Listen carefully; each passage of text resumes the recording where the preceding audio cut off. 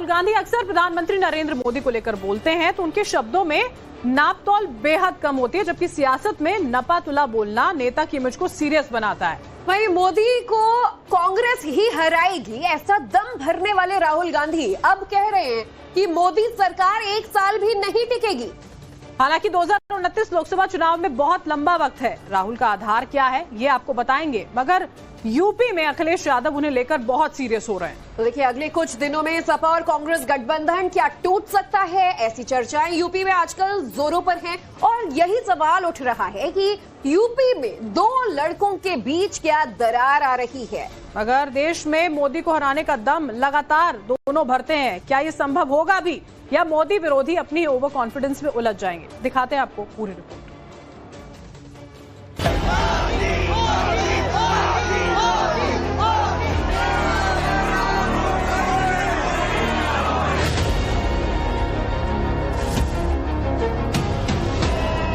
आप लिख के ले लो, कांग्रेस पार्टी नरेंद्र मोदी को हराएगी और फिर देखना हम क्या कार्रवाई करते हैं नरेंद्र मोदी के साथ।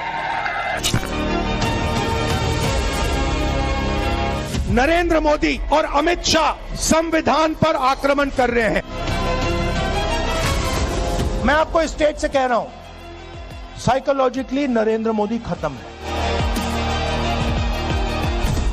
सत्ता से दूर रहने की बेचैनी जब शब्दों को चुनती है तो कटुता और कड़वाहट इस कदर नहीं होती जितनी राहुल गांधी को है। तभी तो उनका ओवर कॉन्फिडेंस बार बार कभी मीडिया तो मंच तो कभी बैठकों के जरिए सामने आ ही जाता है। इस बार भी यही हुआ। राहुल गांधी अल्पसंख्यक सलाहकार समिति की बैठक का हिस्सा बने, जिसमें बहुसंख्यक समुदाय यानी हिंदुओं को छोड़कर बाकी धर्म के कांग्रेसी नेता मौजूद थे। तब राहुल गांधी ने कांग्रेस की परफॉर्मेंस पर आत्ममंथन करने के बजाय नरेंद्र मोदी को लेकर ऐसा कुछ कह दिया जो सुर्खियां बन गईं। राहुल गांधी ने अपने दिल की टीस को परिभाषित करते हुए कहा, गलत नीतियों के कारण इस देश में जिस तरह का आर्थिक संकट आने वाला है उसे देखते हुए ये सरकार 1 साल भी नहीं टिक पाएगी। अंतर्राष्ट्रीय स्तर पर आर्थिक हालात और देश में बढ़ता आर्थिक असंतोष इसके बड़े कारण बनेंगे। 1 साल के भीतर मोदी सरकार की विदाई का दावा करने वाले राहुल गांधी के इस बयान को बैठक में मौजूद तारिक अनवर और इमरान मसूद ने एक लाइन आगे बढ़ा दिया। सरकार को लेकर उन्होंने कहा कि जो देश की परिस्थिति आज है, वर्तमान परिस्थिति अगर इसी तरह से बिगड़ती चली गई तो ये सरकार 1 साल से ज्यादा टिकने वाली नहीं है। मोदी जी की सरकार गरीबों के लिए एक डिजास्टर बन गई है।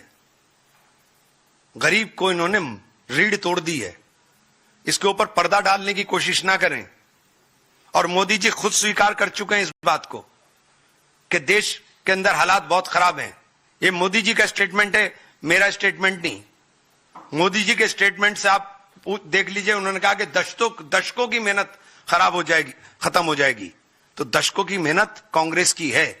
जो 70 साल में बोलते थे ना बर्बाद किया उन्होंने, हमने जो 70 साल में कमाया था सब आपने बेच दिया।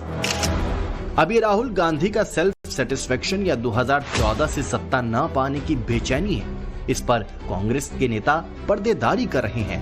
मगर सच ये है कि इस मीटिंग में कई कांग्रेसी नेताओं की अपील को राहुल गांधी ने मानने से इनकार कर दिया। दरअसल कुछ कांग्रेसी नेताओं ने मुस्लिम शब्द की जगह अल्पसंख्यक का इस्तेमाल करने की अपील की थी, जिस पर राहुल गांधी ने आपत्ति जता दी और मुस्लिम शब्द से किसी भी तरह की हिचक न रखने को कहा। सूत्रों के मुताबिक राहुल ने मुसलमान पर होने वाले अन्याय को अल्पसंख्यक के बजाय मुसलमान के तौर पर आवाज उठाने को कहा। करीब 2 घंटे तक चली इसी बैठक में राहुल गांधी के लिए मुद्दा बड़ा नहीं था कि कांग्रेस की परफॉर्मेंस इतनी खराब क्यों होती जा रही है। इसके बदले राहुल का फोकस इसी पर टिका रहा कि मोदी को किसी भी हाल में हराया जाए। कुछ इसी तरह की बातें राहुल गांधी ने चंद दिन पहले गुरुग्राम में कही थी। आप लिख के ले लो, कांग्रेस पार्टी नरेंद्र मोदी को हराएगी और फिर देखना हम क्या कार्रवाई करते हैं नरेंद्र मोदी के साथ। क्योंकि इन्होंने देश पर आक्रमण किया है, लोकतांत्रिक सिस्टम पर आक्रमण कर कर इन्होंने अंबेडकर जी के संविधान पर आक्रमण किया है। आप लिख के ले लो, ये जो नरेंद्र मोदी है, जो आज हिंदुस्तान के प्रधानमंत्री हैं,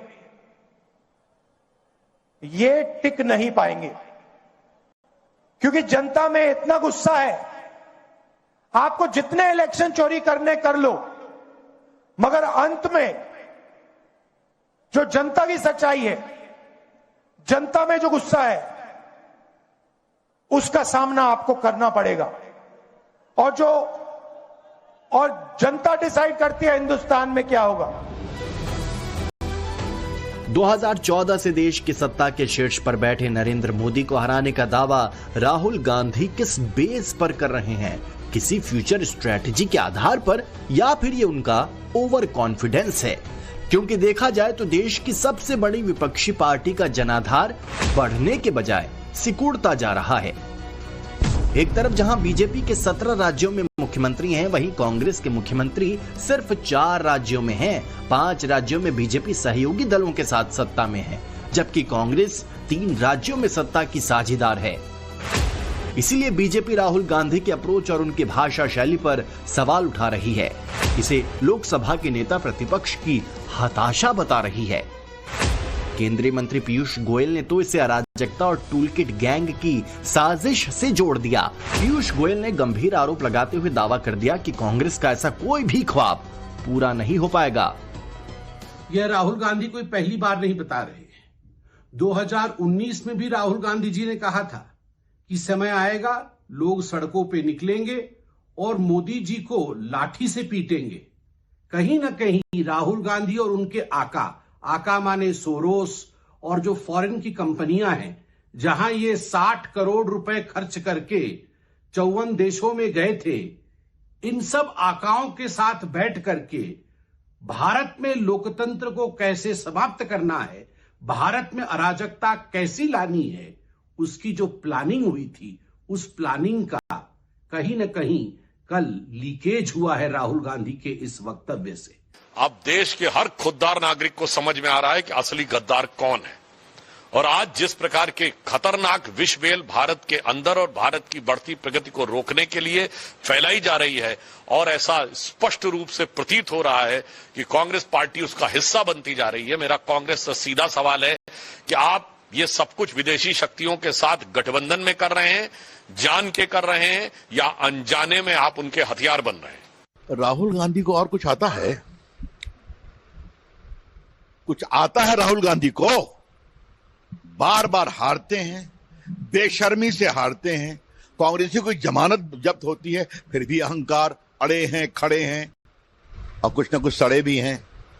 तो क्या बोलते हैं भाई?